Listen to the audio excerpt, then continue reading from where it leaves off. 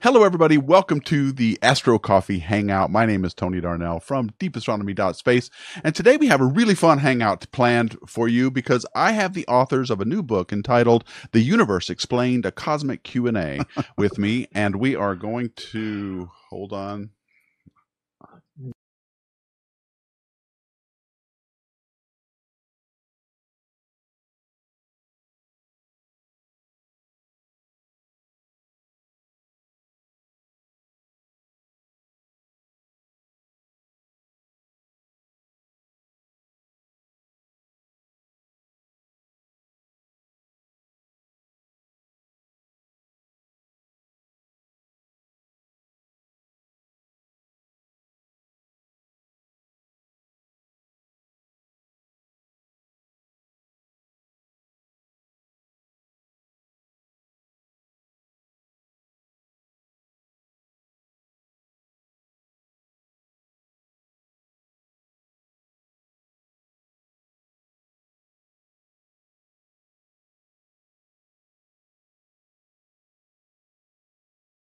To make sure this isn't working. All right, we're trying this again. There is a bit of a somewhere there was a sound thing on, so I had to make sure. Let me see if it comes back on. If it comes on, it'll come on in a couple seconds. All right, seems like I fixed it. Okay, let's start that again, shall we? Live TV. No, it's on. All right, we're trying this again.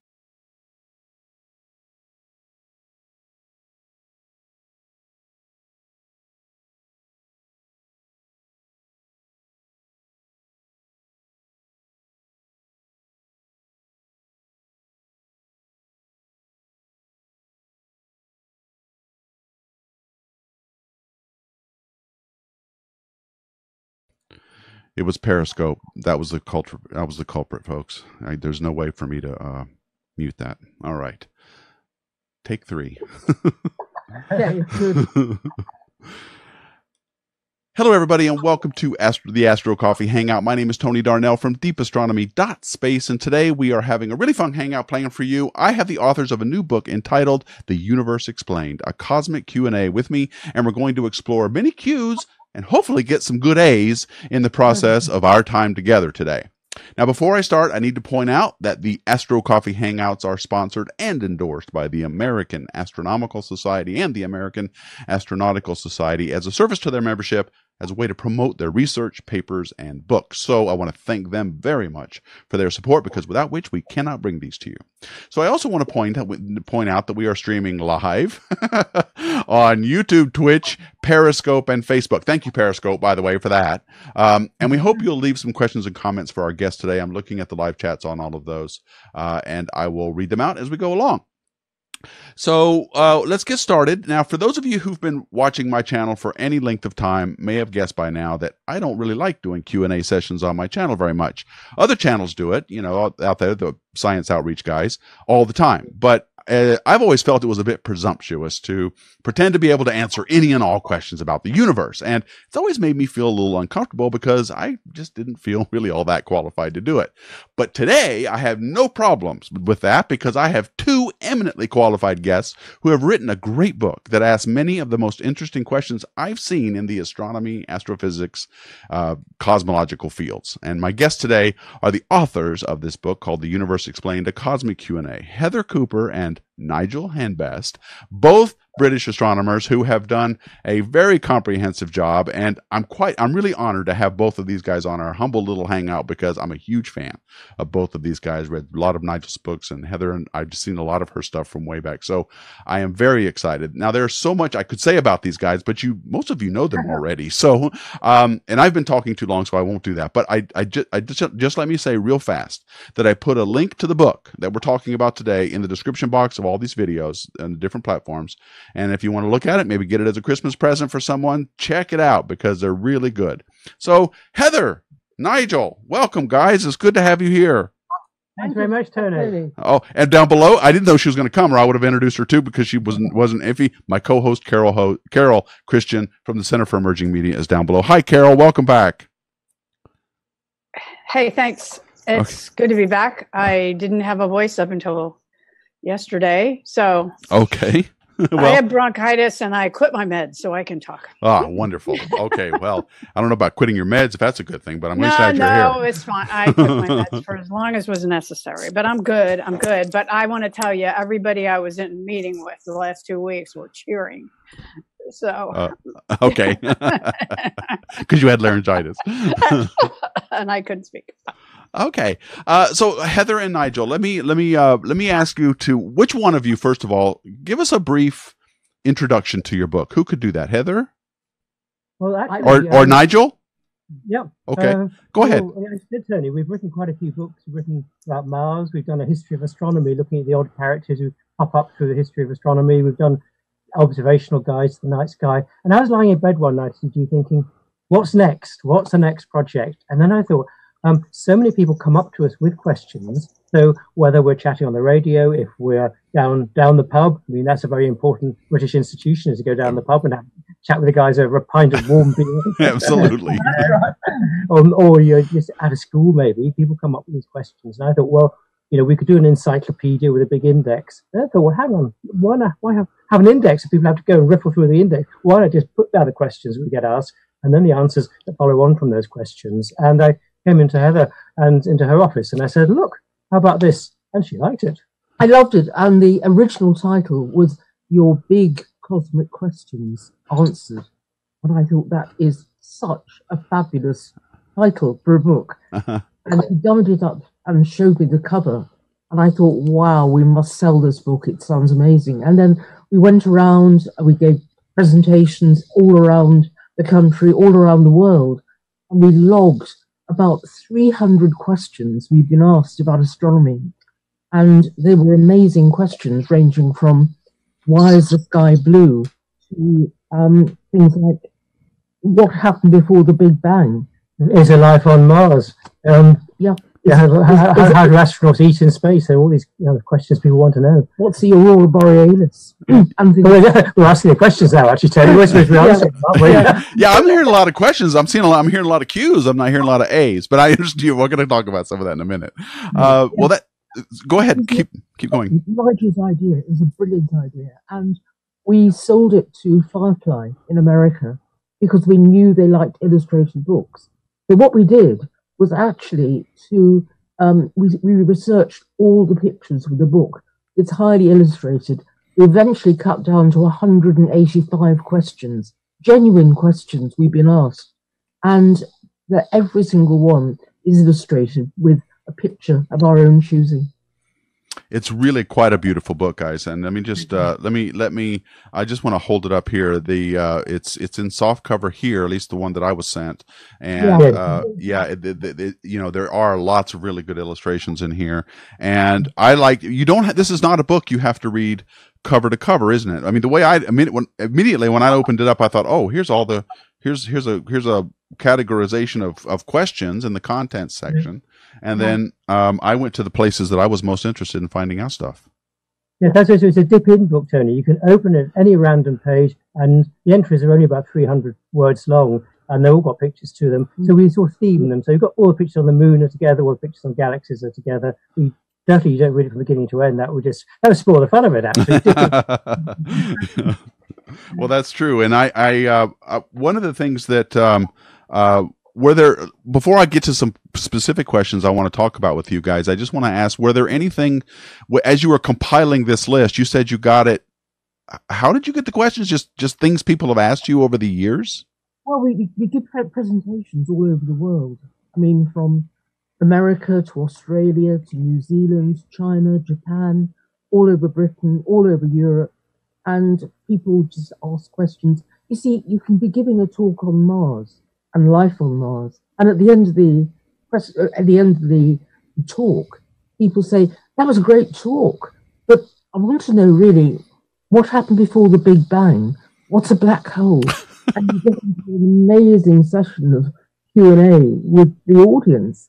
And just as Nigel said, down the pub where you drink warm beer in Britain. Yeah, and I also do presentations to schools. It's often the school kids actually who come up with the most off-the-wall questions, like, why does everything in the universe spin around? Actually, grown-ups wouldn't think about that. But Yeah. and this is actually really good for kids. I think any kid aged maybe 10 or 12 onwards would enjoy this, we reckon. Or even younger. I mean, I think both Nigel and I got into astronomy when we were both about 8. We didn't know each other then, but we met at university, and we realised we had been in astronomy for a long time by then. I'm really passionate about it. And that's really, I mean, that's something that's a good point. I mean, I've seen one things about doing this hangout for as long as I've been doing is we get questions that, you know, okay, they're not always about what the topic is we're talking about. Like you said, you're doing a talk on Mars, Heather, and the next thing you know, you're getting a question about, well, what happened before the Big Bang? And you're like, well, I'm kind of here about Mars, but okay. So yeah, that happens a lot on these hangouts as well. But were there any questions that you were coming across that you actually were surprised by, or anything that, you know, took you by a little bit that you'd never heard before, maybe? There's one question which actually hasn't made it into this book because we had to cut down. I showed to a very young audience at school, just first or second grade, a picture of Saturn. I showed them how thin the rings were. And one little boy put his hand up and said, if Saturn came close to the Earth, would it cut it in half? He was looking at the rings of Saturn like a slice of cheese or bacon. Well, that's a cool question. Well, one of the things that I wanted to talk with you about, an area that I'm very interested in, and I want to get you guys' opinion on this. I went straight to the part on what would happen if an astronaut was exposed to space. Because I'm very interested in this idea, and we did a series of hangouts on our Future in Space series with a guy named Arnold Nicogossian, and he works at George Mason University. He actually wrote the book on space physiology. And so one of the things I'm becoming more worried about is just how healthy space is not going to be for us. And I'm beginning to wonder if we're even going to be able to do space travel, especially long-term space travel. But there was one question that you had on what would happen to an astronaut exposed to space. Well, okay. Well, let's answer that, and then let's maybe talk about the broader issue I just raised. Yeah, well, if you're unlucky enough suddenly to be ejected from your airlock without a spacesuit on, well, first of all, don't hold your breath, because pressure is a thing, because there's a vacuum out there. If your lungs are full of air and you hold your breath, you're going to blow up. Just like that, because of the pressure in your lungs. So let all the air out of your lungs, all the air out of your body. And then, of course, the oxygen will drain away. You might think, what about your blood? Because people talk about your blood boiling. But if you actually look, obviously the lower the pressure, the lower the temperature your blood boils at, which wake up or a kettle on top of Mount Everest, for example. So your blood will boil at a lower temperature out in space. But of course, it's kept in by the pressure of your blood vessels, your arteries, and your veins. So when you go to the doctor, it tells you what your pressure is in your blood vessels and the veins. And when you do the sums, it turns out your blood doesn't boil into steam inside your veins. So that's on the plus side. On the minus side, well, the oxygen drains out of you, so you'll black out within maybe 20 seconds. But the good news is, good news. If you find yourself in this predicament. Absolutely. First of all, you've got the radiation. People talk about the radiation from the sun and the X-rays and the cosmic rays, which will hit your skin. But to be honest, that's not going to kill you because you're going to die of something else first, which is going to be running out of oxygen. But the good news, if they can get you back inside within 90 seconds, maybe within 2 minutes, and put you in a hyperbaric chamber and gradually bring the pressure up again, there's a good chance you're going to survive. But how? So I'm sorry, say that. I was reading a question when you said the part about chances are likely you're going to survive. Can you restate that for me? Okay. The main danger to you, your blood won't actually boil, you won't get killed by radiation, but the oxygen leaks out of your body and out of your brain, so you'll black out and eventually you get brain damage and you'll die. But if you can be rescued and brought back inside a spacecraft, put in a hyperbaric chamber, one of these chambers where they decompress some divers who've had a bends, for example, and they gradually put the pressure back up again, the chances are you could make a full recovery, even if you've been outside for maybe a minute and a half, 2 minutes. But that would also preclude that you would also need to know that you can't hold your breath. And that seems to me to be just an instinctive reaction in this low pressure thing. I mean, I know I would, especially if I'm panicked, I would hold my breath, and that would be the last thing I'd want to do, right? So that's absolutely right, Tony. I mean, that is your instinct. So you'd have to. I mean, I don't suppose they train astronauts to do that seriously, but do they? I don't think it is. No. Oh. If there were any chance of astronauts getting outside, they'd have to be trained, just as you train yourself with techniques for when you get G-forces. You tense your muscles in a particular way to counteract the effect of the G-forces when you practice in the centrifuge. What about? Okay, well, what about the temperature though? Wouldn't you freeze like super fast? Well, you will gradually freeze, but the thing is that the space is very hot or very cold. There's no air there, but you're being heated by the sunshine. So if you're in the direct sunlight, you'll be very hot. And if you're in the shadow of the Earth, you'll be very cold. But there isn't air to brush, to convect the heat away from you. So it's the heat will radiate away. And heat radiating away is actually quite a slow process. Oh, I mean, if you chill very quickly because there's lots of cold water in contact with your skin. But out in space, heat radiates slowly in or out. So in 2 minutes, it won't make any difference to you. So you got a couple minutes, really. So some of the things, like I was a big fan of The Expanse, still am, watching that show about Mars exploration. And there was a scene where there was some explosive decompression in some of the airlocks, and people were moving quickly throughout that. And whenever I see that, I kind of go, I don't know if that's possible, but it kind of actually is. If you don't stay out long and you know how to act and you remember to exhale, to relieve the pressure, your chances of survival in a minute or so are pretty good. If you, again, you said you had to have a hyperbaric chamber, though. Yes. Handy. Ideally, yes. I mean, I suppose in a real emergency situation, you could put somebody into an airlock, and then you could gradually bring the pressure up in the airlock. Would be my guess. I mean, this has never happened in space, but in tests on the ground, and when people have been, they have been the occasional accident in a hyperbaric chamber where someone has been exposed to very low pressures. So some of these, in accidental situations on the ground have been tested. Yeah. And there was one guy who was decompressed and actually managed to recover. So it does happen. Oh, yeah, well, that was going to beg my next question was, how do they know this? Did anybody? Somebody's doing sums. I mean, like whether your blood boils or not. I mean, you can calculate that, and I checked the calculations. I'm sure that's all okay. But the other, I say there have been experiments done on volunteers, not to such an extreme extent, and the occasional accident that's happened on the ground. So, but no one's died. Yeah, no one's died. Okay. No one's died. Yeah, positive. Well, of course, there are animal testing, right? So do they do that, like on the space station and stuff? I don't think they do it on space station, but or launch them out in space. I'm a diver, so the performance of hyperbaric chambers is really important for divers, and I see. Testing what happens if you go to very low pressures and bring back. I would imagine they do it. I'm pretty sure they do. Of course they do. Animal research, that's where they start. Sure. Before they just ask somebody to go, hey, you want to try this? No, I don't think so. I'll launch. No, thanks. Launch me out an airlock in space. No, thank you. Okay. Well, Hans Milling has a good question that I'll read it this time. He's asking, did you have to leave anything out of the book that you would have liked to include? And if yes, would you make a volume 2? Well, first of all, we'd love to do a volume 2. As Heather's just said, we had about 300 questions originally. Just trying to think of the ones we had to leave out. We're so focused, actually, on the ones in the book. But there were many, and we'll have to think back. Hang on. And there were many that we had to leave out. And I'll just get Nigel to sort out the phone. And I don't recall. We were actually discouraged from actually inserting some of them.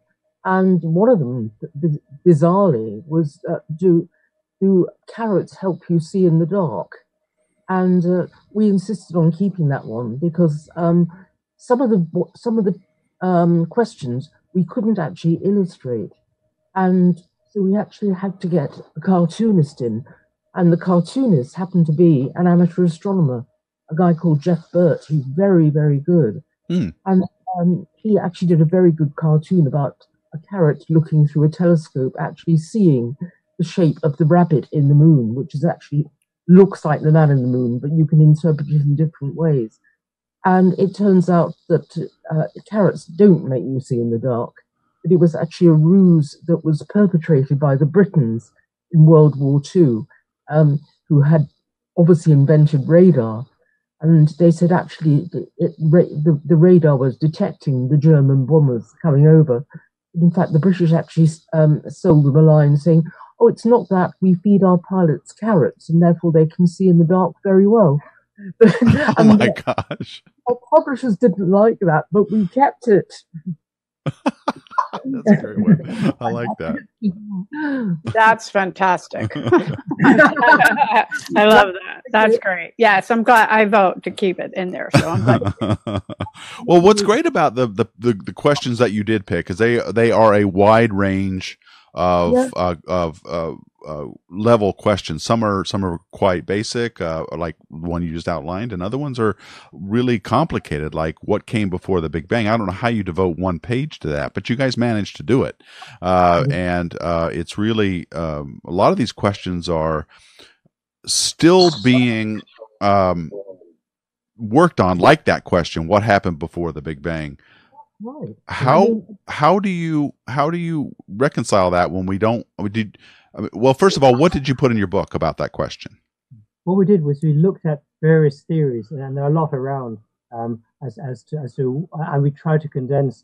Well, we talk about 3 or 4 of the leading ideas and condense each into just a small paragraph. You see, that was a tricky bit to try to get a complicated concept in there. But for example, there's the idea of a big crunch. There was a previous universe which shrank down in size like that, and then it rebounded and went out again like that.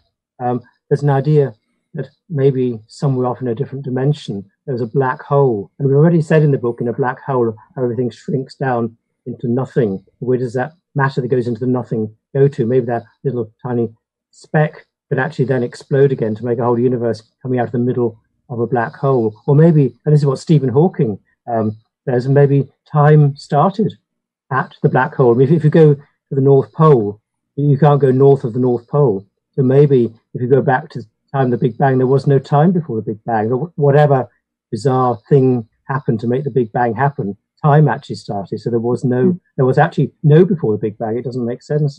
So we've I've probably waffled on with more words now than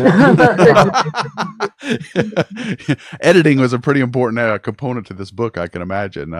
It's like it's the same thing about the expanding universe, right? People think of the Big Bang as an explosion, but really it was basically just it was a rapid expansion of space time, not like a bomb going off. And so even now, as the universe expands, we're getting new real estate, or space time real estate created from virtual, from the virtual vacuum. It's a lot being worked on. So I guess my question was, do you in your book, do you worry about stuff that is still being worked out? I mean, the questions are still, there's no real definite answer to a lot of these yet. Well, but that's the whole glory about astronomy, that we haven't worked it all out. And when you work out something, you get an answer to it, then there are more questions that get generated.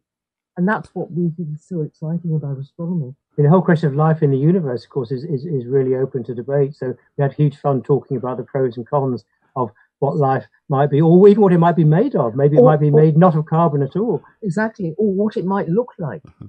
People think that basically aliens look like things in Hollywood movies, i.e. they've got 2 legs and great big swollen heads with big brains in them. And we've said, no way, it's not going to look like people who are dressed in costumes. It's going to look like, well, for example, if you were living on a low-gravity planet, the life forms could grow very, very high, be very spindly, and probably develop, well, long arms and tentacles, and probably be very dexterous. Whereas if you were living on a very high-gravity planet, you'd probably turn out like a slug and just sort of creep along the surface. Kind of ooze. Dexterous life. So you'd be unlikely to develop space travel. So it depends on the environment. I can only just wait and see if we can discover life. I'm very excited. One of my, most exciting experiences was meeting Frank Drake, the guy who invented SETI, the search for extraterrestrial intelligence. And I got to be a good pal of his. And he's just amazing. And I met all the SETI community, and they're putting fantastic efforts into looking for life in the universe, but doing all the physics and chemistry and psychology that goes with it. I think they're a fantastic bunch of people. Yeah, I got a chance to meet him as well when I was in Mountain View for a conference, and you're right, he's a really nice guy. And you guys do have an entire section of your book on life in the universe. Now, the answer is we don't know. So I'm going to ask you guys this question. I ask a lot of experts, a lot of astronomers. I know it's conjecture, but what do you think? Is life common in the universe or not? Well, we actually have a debate, actually, which we won't do on your show. Not right we can. It's a E.T. Please Stone Earth.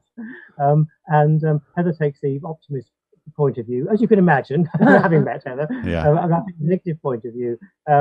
But it's quite interesting when you look into it. There is absolutely no evidence for life out there. That's right. As Frank Drake and his SETI group been looking for 60 years with more and more sensitive equipment and found nothing. People are looking for laser light or other means of communication across the cosmos, and there's no evidence of any kind of alien craft. Leaving aside UFOs for the moment. Alien craft. But our Earth is a new kid on the block cosmically. There are stars which are billions of years older than us, so there must have planets which are billions of years older. So there should be life there, which is billions of years more advanced. So why do we see no sign of it? Because this is not my ideas. It's Enrico Fermi came up with it. It's called Fermi's paradox. That's right. I say some days I can wake up and I can believe there is no alien life. I would disagree. I mean, as Nigel said, we are the new kids on the block. I mean, the sun's been in existence for about 5 billion years. The universe is 13.8 billion. So where's the life then? Where's the life? I think that we are too primitive to be able to communicate with it. But why do they communicate with us?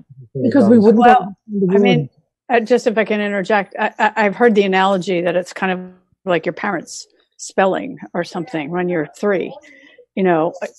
They may be speaking, but not to us, and they're speaking over our heads in a different way. I mean, it's a fun topic because it allows a lot of speculation on either way, because it's never developed anywhere, or because they're so advanced, we can't communicate or we can't sense them but I like your emphasis always on the topics that you're dealing with, that you can speculate, you can have theories, but then you've got to go out and test them. And if you can test them and you have no way of looking for data, you can speculate all you want, but you can't answer unless you find evidence. And I like that.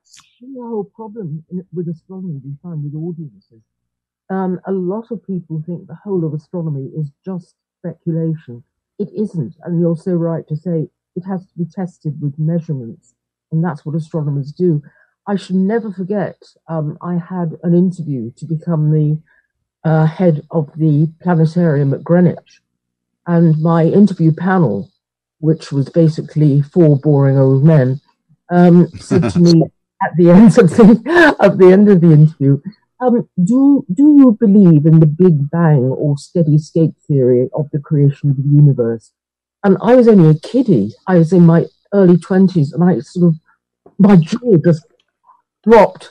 And I said, don't you realize that the steady state theory was actually basically quashed back in 1965 when Penzias and Wilson, using a big horn telescope in Holmdel, New Jersey, detected the afterglow of the creation of our universe, and that killed the steady state theory immediately. And it actually proved the universe did begin in a Big Bang. So that's a classic question that there are some old people today who actually believe in the steady state, but it's actually been disproved by this evidence. And that's what astronomy needs all the time, is evidence. That's right. And in fact, it's the steady state configuration of the universe is actually pretty unstable when it later was found out. So that's not something, it's a nice idea, and I think a lot of people wanted that to be true, but we've recently found differently. I'll tell you right from my own experiences. When I was a graduate student at Oxford University, we had the renowned cosmologist Dennis Sharma there, and Dennis was tutoring all of us graduate students one day, and he said when he heard the end of the steady state theory after Penzias and Wilson discovered the afterglow of creation, that's technically known as the microwave background. Right. He went back home and cried. And that's another thing we bring out in the book. We bring out the people and personalities in astronomy because there are people and personalities. And one of the most amazing people I've ever had the privilege to know was the wackiest astronomer and physicist who I think has ever existed. And that was Fred Hoyle, who came from Yorkshire in England. If you've been to England and you go up north, there's a county called Yorkshire, and it's renowned for people who, what we in England called straight speaking. They basically just say what it is. They call things that, well, I shan't use the word on television, but they're very basic, and they say what they think. Fred was one of those. He would come up with some amazing discoveries, like when he worked with Margaret Burbidge, who's nearly 100, I gather, at the moment, Geoffrey Burbidge and Willie Fowler. They believed in the steady state theory and thought, where do the elements come from? And they couldn't work it out from their steady state theory. And they calculated, because the four of them had different strengths. Margaret was an observational astronomer. Geoffrey, her husband, was a physicist. Fred was a cosmologist. And Willie Fowler was a nuclear physicist. They came up with the amazing discovery that the elements that are in our universe, like carbon, nitrogen, oxygen, iron, and all the others, are actually forged in the cores of stars, which are very, very hot. Those stars are basically, I take people outside and I show them the sky, and I say, do you know what those are? And they say, stars. I say, yeah, but they're more than that. They're gigantic nuclear reactors. And they say, wow. So that's the sort of thing. We've tried to bring out the personalities of many of the astronomers involved. And Fred is my hero, or was, because he died a few years ago. But there are many others. We bring out the personalities of some of the older astronomers, like, for example, William Herschel, who discovered Uranus, and Edmund Halley, who didn't discover Halley's Comet, but he predicted it would come back. And these are, fantastic characters in their own right. I've heard a lot of really great stories about Fred Hoyle too. Now, what I can't remember, was it Fred or was it George Gamow that came up with the term Big Bang, and he did so in a derogative sense? Fred. It's actually Fred. It was Fred. Hoyle. Okay, I thought it was him. That's right. Because in fact he was on the he did a lot of radio broadcasting in the 1950s, Yes. and as well as all his scientific research, he was really keen on, and he wanted to find a way of comparing his steady state theory with the other one, and he called it the Big Bang. He wasn't actually being derogatory. It was just a convenient handle to use, but then everybody latched onto it. So Fred actually invented the term Big Bang, even though he didn't believe in it. It's rather funny. That's right. Okay, well, you guys didn't answer my question. Well, okay, you did, but about whether life was common or not, and I want to get back to that briefly because Carol got away without answering it. So, Carol, you gave us some opinion. What is your opinion? Do you think life is common in the universe? Yes. Okay, so we're 2 and 2. We're 2 and 2. I'm with Nigel. The reason is because, at least on the Earth, everywhere you look, you can't get away from it. It's very hard to make a sterile environment. And it's kind of like everywhere we look, we find it. And it's still not clear to me that we haven't, I believe that we actually have seen evidence of it on Mars, but we may not be totally recognizing it. And also we can't be looking for macroscopic life. It may be that the water there was short-lived, if you believe, and that's in the model that you believe that water is critical for some kind of life. So and the other thing is, we're pretty far out in the galaxy, and even our civilization has not pointed further out in the galaxy to communicate. We pointed at where the largest density of stars are, right? And our civilization is rather young, so the travel time for our signals to get out there and somebody to actually interpret it as being from a quote unquote intelligent civilization and respond to us is a long time. So I'm not pessimistic yet. But what I would say, coming back to your discussion about cells on the Earth, life is ubiquitous on the Earth. It's amazing. You can find it single cells up in the stratosphere. You can find them kilometers, miles down inside the Earth. But they're all got the same basic biochemistry, the DNA and the RNA, and they all point back to a single common ancestor cell. So at some point very early on in the Earth's history, that cell somehow got created, and then everything is descended from that. So I'm saying that could just be a fluke. It could just be a lucky chance that one cell came along in that sort of primeval soup on the early Earth, because we are all descended from that. But if that was just a chance happening, then it doesn't mean it happened on every other planet out there. And Tony, you asked a question, which was, in the way that you asked it was very important. You said, do you believe? So there's belief and obtaining evidence. Mm-hmm. And so you can believe whatever you want. But as a scientist, in the role of scientist, then in order to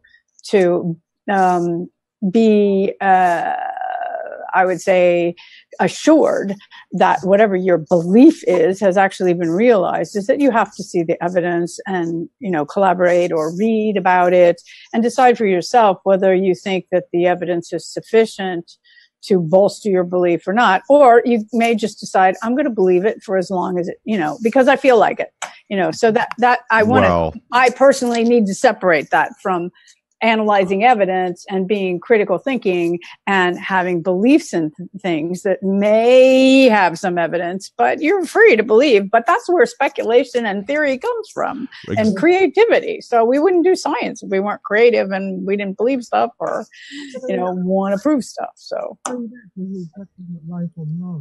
I think possibly we were skeptical when we wrote our book on Mars, and we tracked down one of the experimenters on the Viking probe back in 1976, a guy called Gil Levine, who actually by profession was a sanitary engineer, and his job was to detect bacteria in air conditioning systems which caused Legionnaires' disease. And he was very reluctant to be interviewed by us, but eventually he warmed to us. And he said, look, can I show you my data? And we saw his data that he got from Mars, and he showed us the data he got from air conditioning systems around the world. And we were absolutely amazed at how, basically, if you feed bacteria something nice and nutritious, they burp like a baby, and the burps come off as gas.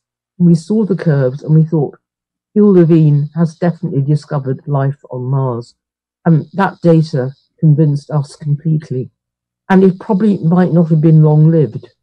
So that's the problem. It might not have been sustainable because the conditions on Mars are, let's say, not very pleasant. So I do believe there is very primitive life on Mars. I had never heard that story before. That's amazing. So well, there's a corollary to that, actually, Tony, if I can follow the very latest discovery from, first of all, with NASA's Phoenix lander, and now with Curiosity, is they're finding perchlorate in the soil, yes, which is a highly reactive element. Back in 1976, NASA's official line they delivered to Congress about life on Mars was to say they had an experiment, not Gil Levine's experiment, but a NASA-sponsored experiment called the Gas Chromatograph Mass Spectrometer, which looked for carbon in the soil. And they heated up some soil in the oven, and they looked for carbon coming off, or organic molecules coming off, and they found absolutely nothing at all. And they said there's no carbon in the soil apart from rock carbonates and stuff. If there's no organic carbon in the soil, then there can't be any microbes, any bacteria. But the latest discovery now is that if you take Martian soil with bugs in it, because you've got the perchlorate, which is an oxidizing agent, if you actually heat that in your little oven, that perchlorate attacks the cells, turns them into carbon dioxide, and so you destroy the evidence of life. So NASA's own experiment back in 1976 actually sterilized the soil as you heated it up in the oven. And it's very consistent to say there were bugs which Gil discovered because he didn't heat them up. he's looked at them at ambient room temperature. But NASA's experiment, which heated them up, actually destroyed it, sterilized the soil as it heated it up. Well, the interesting thing is what Gill also did was to look at his example, his under different temperatures, and he managed at very low temperatures, very high temperatures. He actually killed off the bugs, and so there was no signal. So it's worth talking to Gil Devine about this. He's a great guy. And this was on the Viking probe? Yep. Both experiments? One of 4 experiments on the Viking probe. And Gill's was called the labeled release experiment because, as Heather said, he fed a nutrient to the soil, but it was labeled with a radioactive isotope. So when the gases came off, because it was radioactive, you could take even the tiniest quantities of gas coming off, which is why his experiment was more sensitive than NASA's own experiments. But I think we're also talking politics here. But maybe I shouldn't mention this, but the very fact Gill was a sanitary engineer, and he tried to get an experiment on Viking. And the guys at NASA said, look, Gill, you're just a sanitary engineer. You've got to be qualified to get an experiment on. So this guy went off at the age of 50 and got himself a PhD. I think that was fantastic. He came back after 2 years of doing his PhD and said, okay, I'm ready to rock and roll. So, yeah, he's certainly worth a And he was able to convince them to get him an experiment on the Viking. One of the 4 experiments on Mars. Now, just so I can understand this, because this is kind of a big deal, guys, and I just now am really appreciating what you're saying. Yeah. The existence of life was inferred in this experiment by the releases of carbon dioxide gas that were appearing to be burps. Yes. But they didn't. But so why wasn't this more? Was it because there wasn't enough? Were the error bars too big? Was it too inconclusive? What actually happened to you? There were four experiments on board the Vikings. 2 of them really didn't give a clear answer. Gil Levine's answer said, yes, tick the box, life on Mars. Yeah. But then the 4th one, the one I mentioned, the GCMS, gas chromatograph mass spectrometer, detected no signs of organic carbon. So NASA had 2 conflicting, the Nigen Charles mission has 4 sets of results. 2 didn't give an answer. 1 said yes, 1 said no. So which did they go with? And you see, think about politicians, as Heather was saying, you can't go to politicians and talk like a scientist, as Carol, they're talking about thinking like a scientist. Well, we know there's a grey area. You've got 2 experiments that give conflicting results, and then you have to go away and do another experiment. But politicians want to know. They said to Carl Sagan, the great Carl Sagan, who's in charge of these experiments, we spent $1 billion back in 1976 sending this craft to Mars to find out is there life or not. The Congress mandated that money. Is the answer yes or no? The politicians don't understand. Yeah. Apart from yes or no. So NASA settled for the safe side, and they said no. Yeah, in the cobwebs of my memory, I do remember there being some mention of the inconclusiveness of the Viking results, and I now know more of the details about why that is. So but all of us are talking about a really important thing here. Carol brought it up, and the reason I ask my question the way I do about belief is that science at its core is a human endeavor, and we bring to it all of our human. A theory starts with a belief. It is worked on because of faith, and it is figured out through creativity. All of these are very non-scientific things, but science depends on them for results. And Carol's right. You don't want to just believe something in the face of facts, but you do need that to start to gather those facts. I think it's what drives us to understand the universe. As you say about science, you can think about how you prove things in science and how you don't, but what actually happens is you get scientists who believe things like Fred Hoyle believed the Big Bang, and he never lost that belief. Science moves on when the old guard dies off and younger researchers come along with fresh ideas.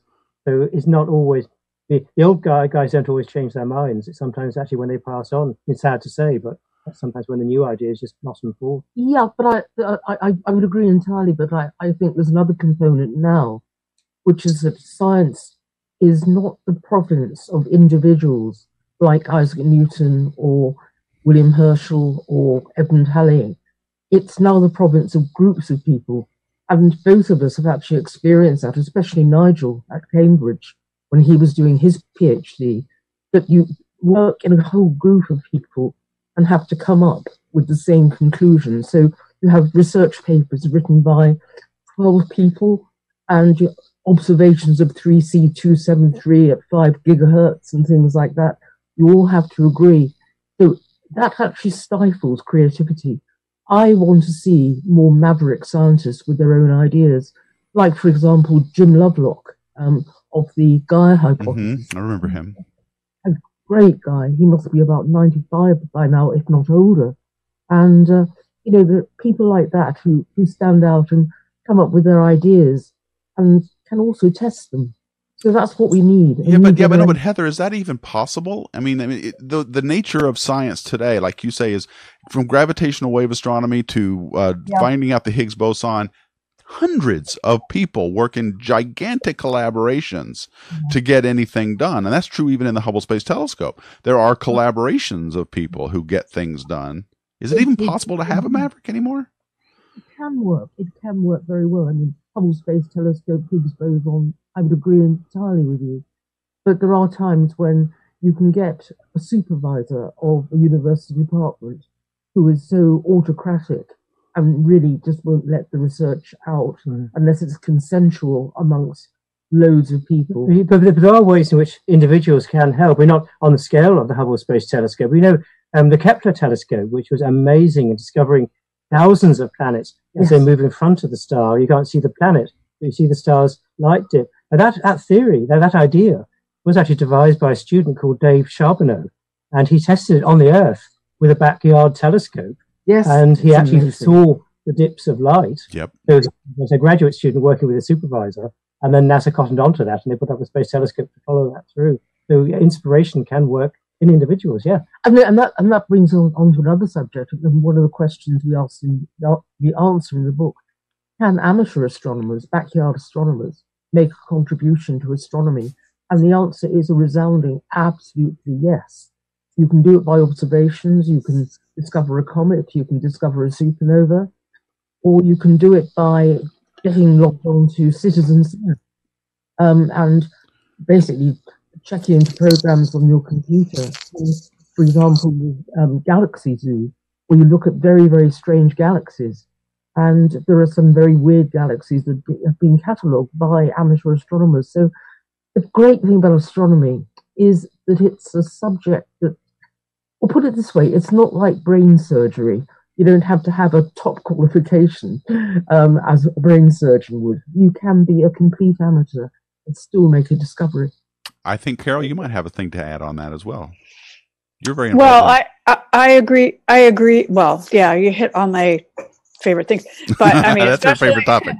Citizen science, especially, because I think the science teams who share their data and create an environment in which the data is accessible without, channeling exactly what's going to be done with it, just making sure that it's well prepared and things like known artifacts are documented. We have them in Hubble data, and we don't really like people forever chasing down things that we already know very well from the calibration of the instruments.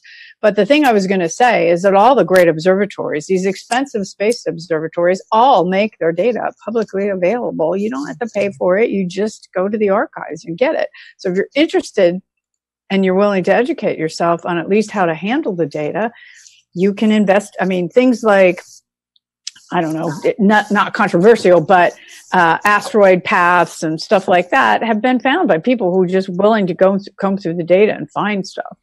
And also things like the green peas in Sloan data. So there's a lot of astronomical data. You don't have to fund a mission to go to Mars to do something useful. The data archives are paid for by the taxpayer, and people can go to the sites and get it. I think a really good example, Carol, is the Juno mission to Jupiter. Yes. You have to put a small camera, which is basically piggybacking. It's not the primary science instrument at all. And the data analysis and producing these wonderful images is being done by teams of amateur astronomers. And NASA is encouraging the amateur astronomers to do the data processing. And that's worked really well. One thing I did while I was president of the British Astronomical Association, I'd been trained as a professional astronomer, but I was president of the group of amateur astronomers. And of course, I had been an amateur astronomer since the age of 8. And when I saw a green shooting star, by the way, that's all in the book. But I thought, wouldn't it be great to have meetings where we got professionals and amateurs together? And those meetings are still going strong and leading to fantastic collaborations. I think that's great stuff. Yeah, I agree. This is a great conversation. I want to just give a shout out to Tom Van Scotter and Andrea on Twitch for being there. I'm looking at your questions, so please, if you have something for us, let us know. Now that I have the three of you here, I want to ask all three of you this question because it reminded me of something that when we were talking about the collaborative aspect of science right now. Do you guys think that science has a reproducibility problem? And by that I mean, because we require large hadron colliders or LIGO type instruments or space telescopes, do you think that if these things come out with that, these are all observational types of instruments. Yeah. If I wanted to reproduce that, I don't think I could as an outside collaborator. Do you think that's a problem in science, or is it just the nature of how things are done now? I think it's the nature of the way that our science at the moment is progressing. Nobody else has another Hubble. But of course, in a couple of years' time, we'll have a James Webb Space Telescope, which is a different instrument with some different scientists on board, and they will be looking at things again. We've picked up the first gravitational waves with LIGO and with Virgo over in Italy.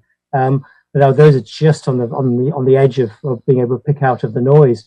But that's encouraging people to build big ones. The LISA, the big space interferometer, which will orbit the sun, which is being built by the European Space Agency. I mean, that is really now being kick-started by the discovery of gravitational waves. That will be more sensitive. That's going to be a completely different instrument run by different scientists looking at gravitational waves. So that will be able to confirm. So I think we don't have instruments at the same time, but we will have better instruments which will then look back and confirm, would be my take on it. Well, I mean, I think in terms of reproducibility, I don't think an individual would be able to build a space telescope or anything like that. And that's my point, yes. Yeah, and I think that the great thing is that now outreach in science is becoming absolutely essential for anybody who works in science.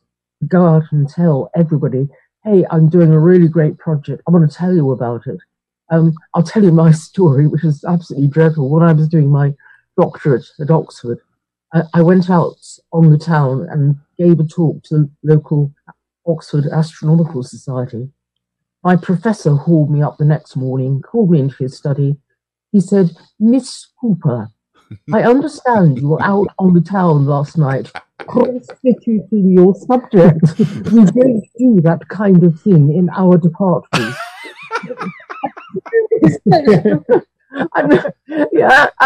Anyway, things have changed, and I think that's one way that if you reproduce science, you go out and communicate with the public, and that's what the book's all about. That's why we wanted to call it Your Big Cosmic Questions Answered. And when I wrote the introduction, I said this book is dedicated to you. I was a bit annoyed at the publishers for actually changing the title at the last minute. In fact, I thought it sounded pompous, and I told them that they wouldn't change it. But yeah, I mean, I think that it's a scientist's duty to communicate, because a lot of people are actually frightened of science. Yeah. And they believe it's a bit evil, and I just think that if you're a natural communicator, you go out and communicate, like Carl Sagan, for example. Exactly. And I have a lot to say on that topic, but I just want to get Carol's take on this. What do you think, Carol? Well, the first thing is that I worry when you say reproducibility problem, because it sounds like people find stuff and you can't reproduce it. That's exactly what I mean.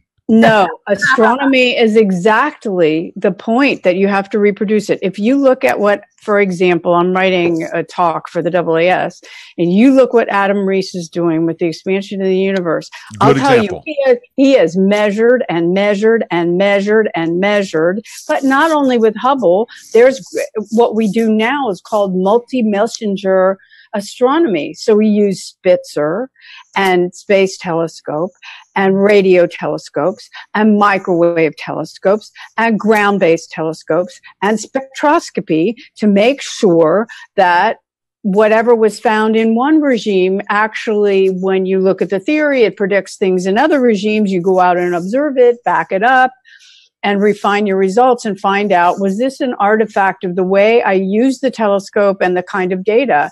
And the big questions use all kinds of facilities and all kinds of minds. And yes, sometimes the group think suppresses things, but I have found very often in the teams I work with, I mean, I work with a team of women, who work on star clusters and nearby clusters. And I'll tell you, there is not a consensus view. We argue things out. And in the end, you have to convince your colleagues and when somebody with a subset produces a paper, online, there's all kinds. We're arguing about their results for quite a while. So it's not like, oh, yeah, well, I'll publish it because it sounds good. There's a lot of argument. Okay. So I think the results are quite reproducible. And scientists love to have people check. So all this stuff about, we took these Hubble observations and we're going to check them with JWST. People can't wait to check everything with JWST. It's a completely different telescope. So I disagree that there are irreproducible results in general. I think all we do is reproduce it to make sure that the theory is sound. Okay, I'm not talking about arguing results. That's not what I was talking about. I'm talking about those. With you about the terminology. Hold on, Carol.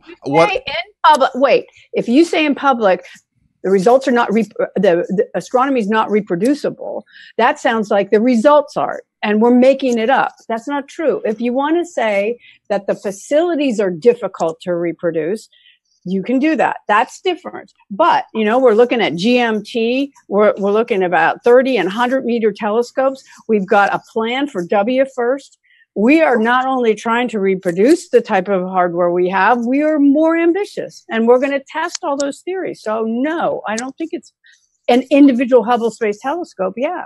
But within the same observations, you take a Hubble Space Telescope, you don't need another telescope to do what I'm talking about. You get a set of observations from the Hubble Space Telescope. Let's say it's on type 1a supernovae, and someone has measured these light curves like Adam Rees did and said, I think the universe is expanding and it's accelerating. Somebody else takes those same ones and says, wait a minute, I'm not getting the same answer as you. Yes, and we do. That's what I'm talking about. They do it with different telescopes, and they also have his data to reanalyze. Okay. All right. Well, that's why we have an archive.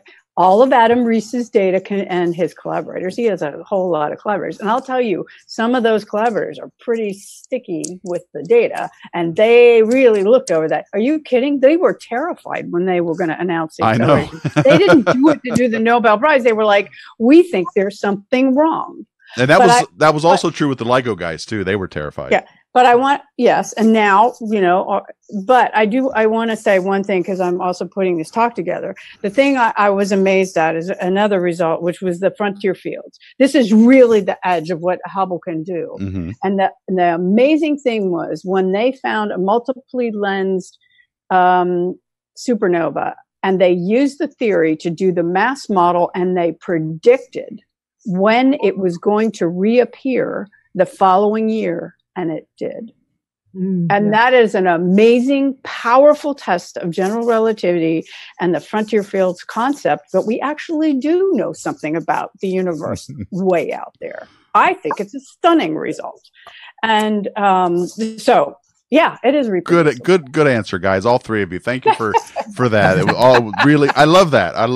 Because it's stuff I wonder about, and when I have you guys around, I want to ask questions like that. We're almost out of time, and I know I promised. There's one question in your book that I just wanted to address because it's Christmas time. You had a question in there about the Star of Bethlehem. Can we talk about that? Sure. Okay. Go ahead, Nigel. Go ahead. Yeah, well, it's a question we're always asked at this time of the year, just as you guys are as well. So I looked into this, and I talked to colleagues who know more about the Bible than I do. And it's interesting, it's only in one of the Gospels. It's only St. Matthew who talks about the Star of Bethlehem. Luke talks about the birth of Jesus, but he gives the other story about the shepherds. But we know there wasn't a star, and we know there wasn't a big bright star like you get on the Christmas cards, because the Chinese were looking at the sky in 221 BC, they had astronomers out every night. They're really astrologers. They're looking for comets, which they call broom stars, sweeping across the sky, which meant change. And they saw guest stars, which were novae and supernovae, and they wrote them all down. And we have the complete record going back all over that time, around about the year that Jesus was born. And there's nothing huge and blazing in the sky. So it wasn't a big bright star like that. Some people say maybe it was a conjunction of planets, because the planets Jupiter and Saturn came together 3 times and separated and came back together again. But to be honest, that's not that uncommon. And it doesn't look like the star that Matthew describes. And at the end of the day, if you look at what Matthew was doing, he was saying Jesus was a newly born Messiah. And at the time that he wrote, Nero, the Emperor Nero, was setting himself up to be God on earth, a bit like the pharaohs in Egypt.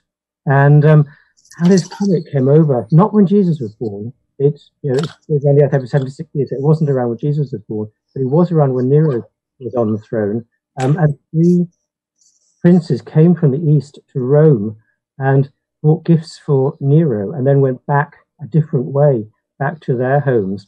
And it looks as though Matthew, in my mind, I know it is a controversial view, was actually saying he had to make Jesus out to be obviously a more important person than Nero. So he incorporated these things. And the appearance of a star at the birth of the Messiah was predicted in the Old Testament. So in a way, Matthew knew it had to be true if Jesus was the Messiah. So I mean, my take on it, and I know this will make me unpopular in certain circles, is that Matthew was the original spin doctor. He was building up everything about Jesus that he could, and then he brought these different elements together and put them into a nativity story, which, I don't think there was a star in the sky. I think it was made up to promote Jesus. And it's a wonderful, good tale, and it does end at this point, but astronomically, I don't think there's anything similar. Okay. Thank you. So Heather, real quick, can I just ask you what your favorite question was in the book? Do you have a favorite? I think basically, should we actually, if alien life were to be in contact, should we reply? And the answer is, I certainly think we should. Chances are, if they do contact us, and by the way, they know about us, whether we're trying to detect them with SETI or radio waves or anything. We've been beaming out powerful radio waves for the last 100 years, and they're spreading out from the Earth at the speed of light. So if there are any civilizations within 100 light years, they'll know about us. And the likelihood is they're going to be more advanced than us. And I think we'll have a lot to learn from them. And certainly in these very troubled times in the world, we could do with learning something from an extraterrestrial civilization. So I'd say if you do get a message, we should radio back or laser beam back. Come on in. The water's lovely. And we'll see what happens. Oh, that's great. Okay, well, we will leave it there. That is a great answer. I want to thank my guests. The book is The Universe Explained, a Cosmic Q&A. This is I put a link in the description box of these videos. You can check it out on Amazon. It's there. This is a really good Christmas gift for people who just are generally curious about about astronomy. But even me, I have been doing this all my life. I learned a lot from this book. So it's really great, nice format. It's beautifully illustrated. So I highly recommend the book. And I want to thank both my guests, Heather Couper and Nigel Henbest, both of whom are in the UK right now, and they're astronomers from, you guys know all about them. They're very famous people, and I am very excited to have them here. I hope I can get you guys to come back at some point, because I am that'd be great. Far from done asking you guys questions. There's definitely more to talk about, and you need to stimulate our arguments between Tony and I. But anyway. That's right, because Carol and I, we are definitely opinionated people. Okay. No, it was great. Thank you so much. Yes. Really, it was wonderful for you to take the time with us. That's right. It was really great. I think next week I am back with Telescope Talk. We are going to be talking with members of the Event Horizon Telescope on Tuesday. And then I think after that Harley has Future in Space on Thursday, but I don't know what the topic is yet. He'll let me know very soon, I hope. So that'll be, and then we'll take a break, I think, for Christmas time. So Thank you guys so much. I want to thank all of you guys for watching. Thanks to AAS, both the AASs, for sponsoring these Hangouts all year long. It has been a great experience, and I'm really glad that you guys were able to make that possible. So thank you, AASs. Thank you, Carol. Thank you, Nigel. Thank you, Heather. Thank all of you guys. Yeah, great. Thank you so much. And thanks all of you for watching. And as always, keep looking up.